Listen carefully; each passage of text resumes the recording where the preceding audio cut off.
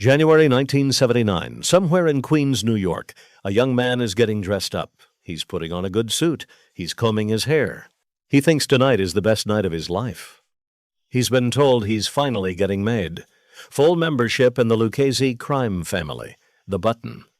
The thing he's wanted since he was a teenager selling stolen cigarettes on construction sites in Brooklyn. Peter Vario, Paul's son, pulls up to the apartment and tells him to get in the car. Tommy climbs in, dressed like he's going to a coronation. Bruno Facciolo is riding along too, two men he trusts. He doesn't bring a gun because you don't bring a gun to your own initiation. He never arrives. His wife, Angelica, known to everyone on the block as Cookie, reports him missing on January 14, 1979. The last time she saw him, she says, was a few weeks earlier. He'd knocked on her door and borrowed $60. That was it. That was the last thing Thomas James DeSimone ever said to the woman he married. His body was never found. This is the story of Tommy DeSimone, known on the streets as Two-Gun Tommy, Tommy D, and in his worst moments, simply the Animal. The man Joe Pesci played in Goodfellas, the movie that made the whole world think it understood the mob. And the movie got a lot right. But there is one murder at the center of this story that Goodfellas skipped entirely. One killing that planted the seed of Tommy's own destruction. One killing that the official version still gets wrong today. Hollywood will tell you Tommy killed Foxy Jerothe to protect his sister's honor. That's the clean version. The street version is messier. It always is. Because what really drove Tommy DeSimone to walk up to Foxy's apartment door and pull the trigger wasn't protecting anyone. It was jealousy. It was rage. It was the same psychotic possessiveness that made Tommy DeSimone both the most dangerous man in the room and the most doomed. And here's what the history books don't tell you.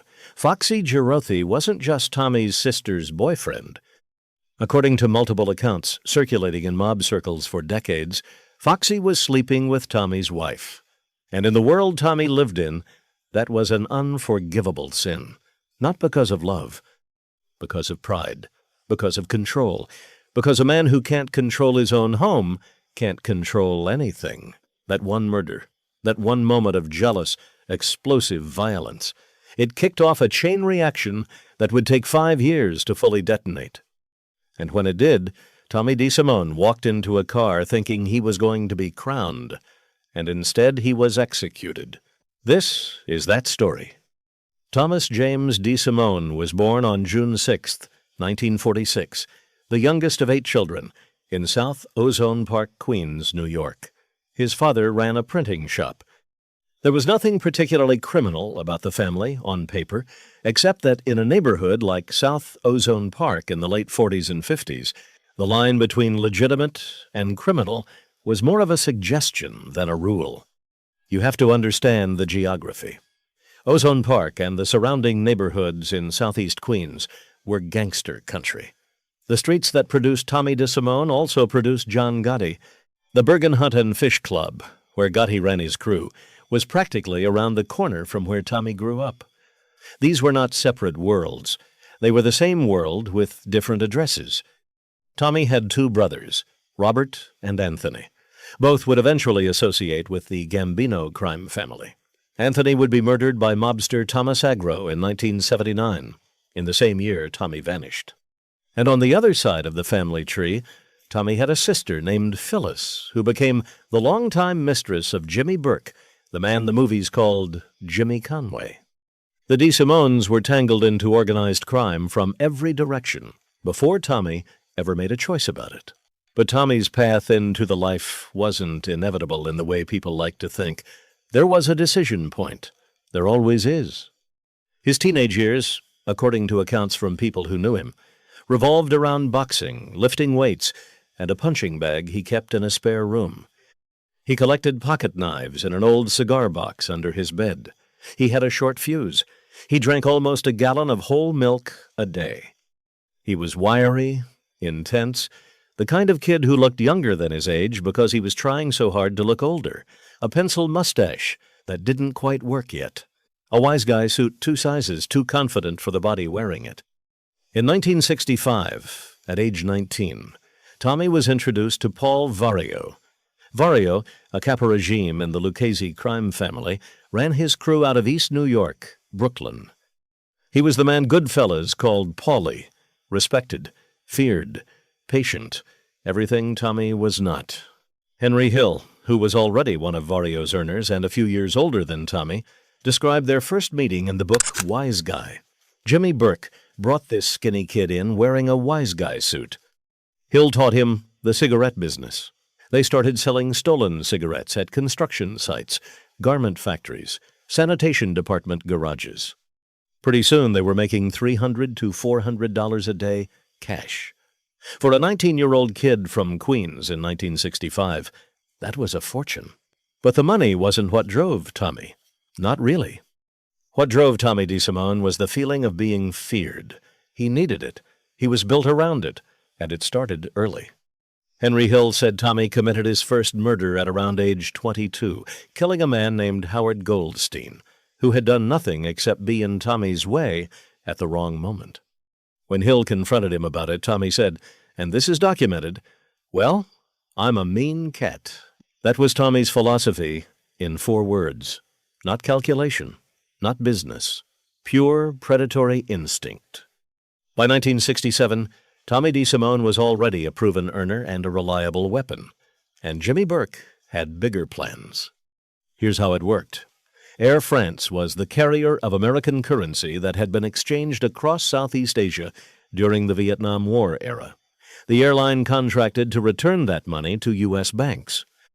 Linen bags, each containing $60,000, were shipped to the Air France cargo terminal at John F. Kennedy International Airport. Sometimes up to $1 million a week passed through that building. And the security guarding all of it? A single private security guard who took his meal break just before midnight. On April 7th, 1967, Jimmy Burke got the tip from an inside man at the terminal. An Air France employee named Robert McMahon, who was drowning in gambling debts, told Burke that a delivery of between $400,000 and $700,000 would be coming in. The best window was just before midnight when the guard stepped away. At 11:40 p.m., Henry Hill and Tommy DeSimone walked into the Air France cargo terminal at JFK. No masks, no guns drawn. They just walked in, carrying the largest empty suitcase Hill could find, like 2 men picking up lost luggage. McMahon had given them a duplicate key. They found 7 linen bags in the dark, using a small flashlight. They loaded them into the suitcase and walked out. No alarm, no shots, no one hurt.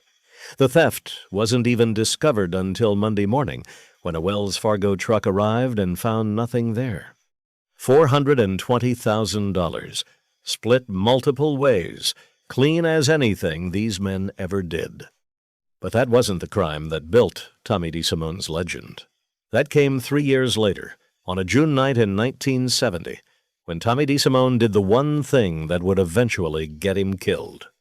June 11th, 1970. The Sweet Nightclub, Henry Hill's place in Queens. The party was for William Bentvina, known as Billy Bats. He was a made man in the Gambino family out of John Gotti's crew. He just finished doing 6 years in federal prison on a drug charge. Fresh out, celebrating. The place was set up with food, booze, girls. It was a good night. Then Billy Bats made a joke. He looked across the room at Tommy DeSimone and asked, laughing, whether Tommy still shined shoes. It was a callback to something from years ago, when Tommy had worked briefly as a shoeshine boy as a kid. Bats meant it as a rib, as ball-busting between men who knew each other. But Tommy was not built for that kind of ribbing. He leaned over to Hill and Burke and said, quietly, "I'm going to kill that fuck." They told him to cool it. Billy Bats was a made man, an untouchable, a soldier in the Gambino family. If Tommy so much as raised his hand to Bats, Tommy was dead. For the rest of the night, Tommy held it together. He even sent his girlfriend home. That was the tell. Henry Hill saw him do it and knew what was coming. Tommy whispered to Hill, "Keep him here.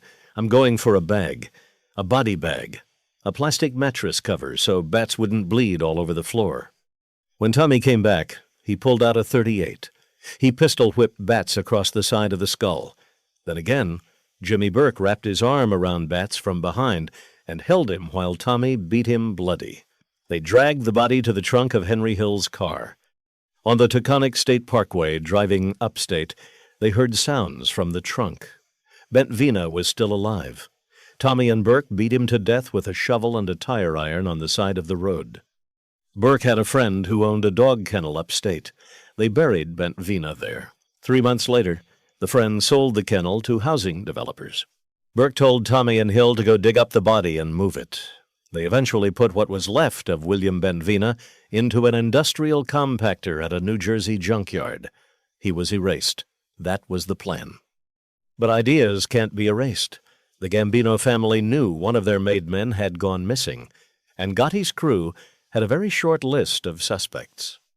Here's where it gets interesting. Tommy wasn't just building a body count. He was building enemies, and the next murder would be the most personally combustible of his career. This is where the story Goodfellas never told you begins. Ronald Jerothe, born May 24th, 1947, 1 year younger than Tommy, known to everyone in Ozone Park as Foxy, handsome, fast, magnetic. The kind of guy who walked into a room and immediately got the attention Tommy wanted.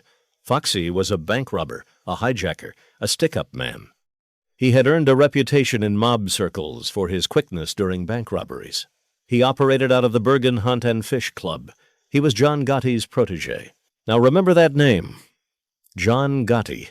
He'll become very important in about 10 minutes. Tommy and Foxy ran in overlapping circles. This was inevitable. In South Ozone Park and East New York in the early 1970s, there were only so many social clubs, so many card games, so many criminal networks. These men could not avoid each other. And for a while, they were close. Some accounts describe them as friends. But the friendship had a fracture line running through it. Here is the official version, the one that appears in court records and references. Tommy DeSimone was dating Foxy's sister. After their relationship ended, Tommy beat her up. Foxy found out. Foxy threatened to kill Tommy. That's the version Wikipedia gives you. That's what most of the historical record reflects. But then there's the version that circulates in mob circles, the one that researchers who dug into this story kept hearing when they talked to people who were actually there. The version that Tommy's behavior, his psychology, his specific brand of violence makes far more sense. According to multiple accounts, including one referenced in the documentary research for the YouTube channel Goodfellas Retold and discussed among mob historians, Foxy Jerothe was not just connected to Tommy's sister. Foxy was connected to Tommy's wife. Tommy DeSimone married Angelica Spione, known as Cookie, in 1973. Her brother was Joe the Barber Spione, a Lucchese associate. The marriage made sense on paper. Two families in the life, aligned through blood and business. But Tommy was not a faithful man. He had multiple mistresses, including a woman named Teresa Ferrara, who would later be found murdered and dismembered, another body connected to the orbit of Tommy DeSimone. And when you're a man who cheats constantly, who is possessive and explosive and incapable of accepting any kind of challenge to your authority, the worst possible thing the world can do is cheat back. The theory, circulated in serious mob research, is that Foxy Jerothe and Cookie DeSimone were having an affair. That Tommy found out. And that what followed was not Tommy protecting his sister's honor. It was Tommy's jealousy detonating like a shaped charge. You have to understand what this meant to a man like Tommy. It wasn't just personal betrayal. It was humiliation. It was a public disrespect of the kind that, in his world, had to be answered with blood. Not because the rules required it, but because Tommy DeSimone could not tolerate the idea that any man in his world thought they could take something of his without consequences. There is a version where the affair theory and the sister theory are both partially true. Maybe Foxy had history with Tommy's sister, and separately with Tommy's wife, and Tommy knew about both. Maybe the assault on the sister was itself connected to Tommy's rage about Cookie. The accounts conflict. The truth, as it often does in this world, lives somewhere in the disputed middle.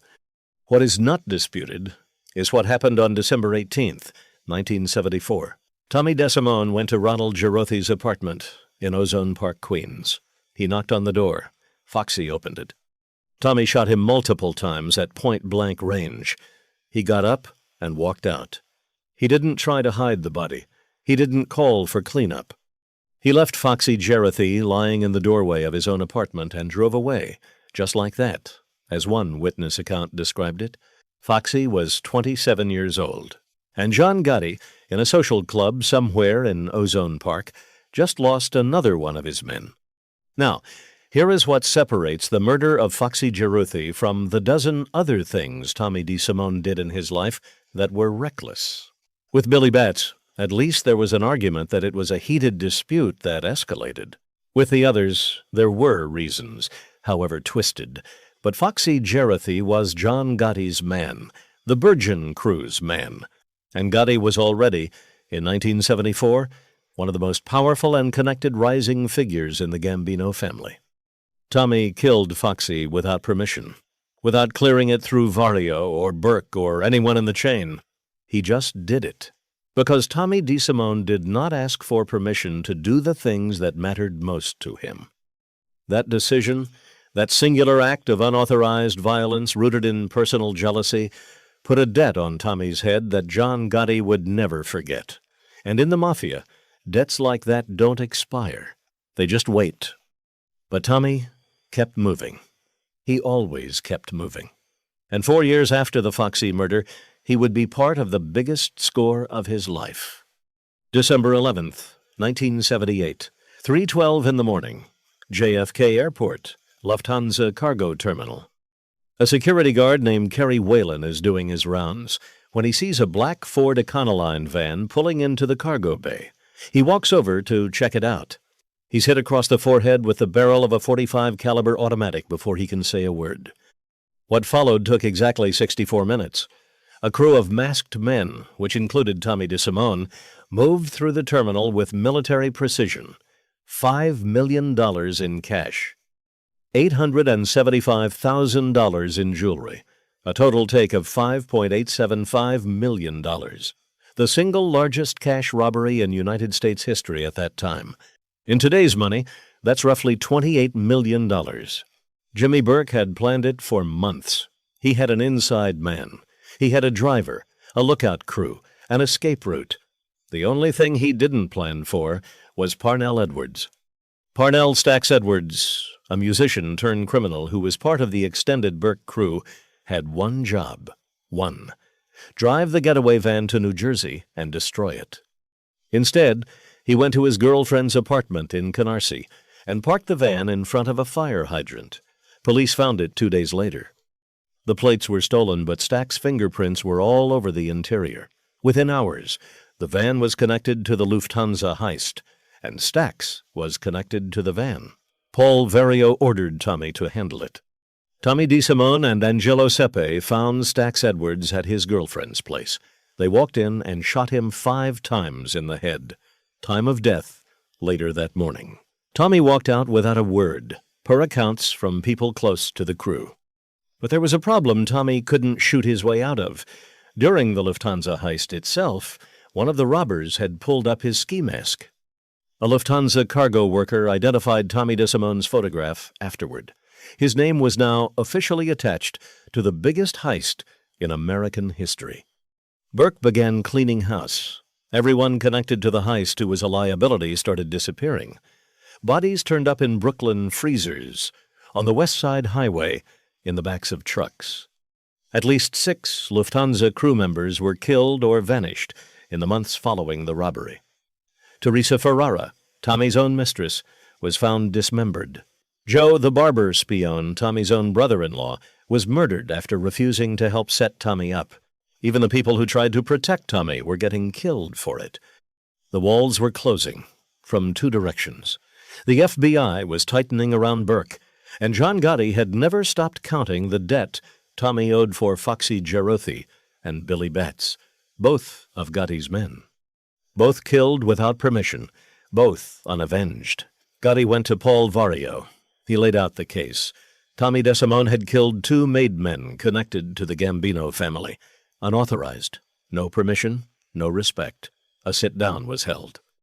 Vario was asked for his approval. Henry Hill later described what Burke told him. They were made guys with the Gambinos, and Tommy had killed them without an okay. Nobody knew Tommy had done it, but the Gambino people had somehow gotten the proof. They had a sit-down with Paulie, and they got Paulie's okay to kill Tommy. Even Jimmy couldn't avenge Tommy. It was a Sicilian thing. Even Jimmy couldn't save him. Think about that.